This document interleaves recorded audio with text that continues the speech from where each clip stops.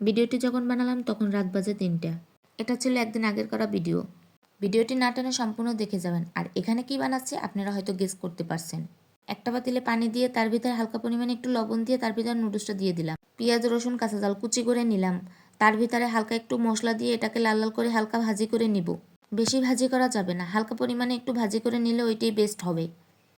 আমি ডিম পোস্ট করে ভাজি করে না দিয়ে আমি ডিমটাকে এখানে ফাটিয়ে ভাজি করে নিব, তাহলে ওটা খেতে বেস্ট লাগে। এখানে আমি 2টা ডিমই নিয়েছি। এখন ডিমগুলোকে লাল করে ভাজি করে নিব। লাল করে ভাজার পরে আলাদা পাত্র উঠিয়ে রাখবো। পাতিলে হালকা পরিমাণ তেল দিয়ে তার ভিতরে একটু সয়া সস আর টমেটো সস বেশি করে অ্যাড করে দিলাম, জানি একটু টকটক লাগে। টকটকটা আমার কাছে আবার ভালোই লাগে। ভালো করে টমেটো সসটাকে একটু জাল করে নিব। তারপর হচ্ছে যে নুডলসটা সেদ্ধ করলাম ওই নুডলসটা পানিটা দিয়ে দিব। ওই পানিটা দিলে আর কর্নফ্লাওয়ারটা দেওয়া লাগে না। আপনি যেরকম নুডলস রান্না করবেন সেই রকম পরিমাণ আপনি পানিটা অ্যাড করে দিবেন। তারপরে ওর ভিতরে হালকা একটু মশলা, একটা প্যাকেটে মশলা অ্যাড করে দিলেই হবে। যখন আপনি পানিতে ওই নুডলসের পানিটা অ্যাড করবেন মাখানো মাখানো একটা আঠালো আঠালো ভাব আসবে। তখন হচ্ছে ফ্লেভারটা আরো স্বাদ লাগবে আর কি। জামাইয়ের আবদার পূরণ তো করতেই হবে। রাত ৩টা বাজুক ৪টা বাজুক যে কয়টা বাজুক না কেন জামাইয়ের আবদার তো পূরণ করতেই হবে। তারপর ওই সেদ্ধ করে রেখেছিলাম ওই নুডলস গুলো দিয়ে দিলাম।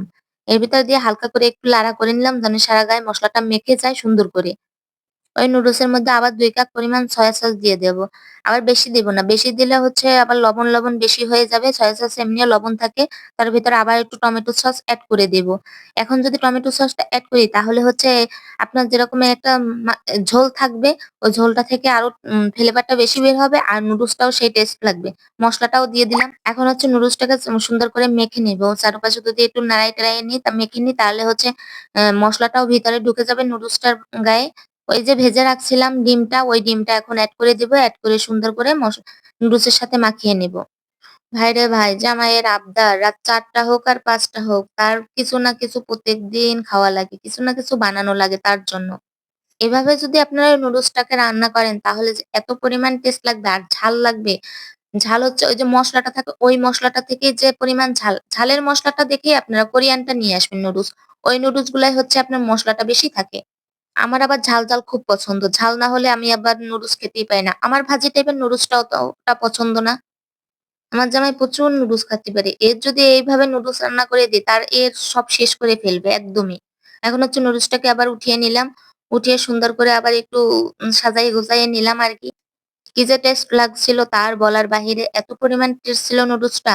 এভাবে রান্না করে যদি আপনারা খান দেখবেন খুব টেস্ট লাগবে।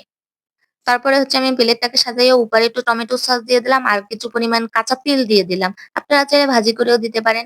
আর কাঁচা তিলটা দিলে আবার একটু ফ্লেভারটা বেশি আসে ভাজি করার চেয়ে। যাই হোক ভিডিওটি ভাল লাগলে লাইক, কমেন্ট, শেয়ার দিয়ে পাশে থাকবেন। ধন্যবাদ।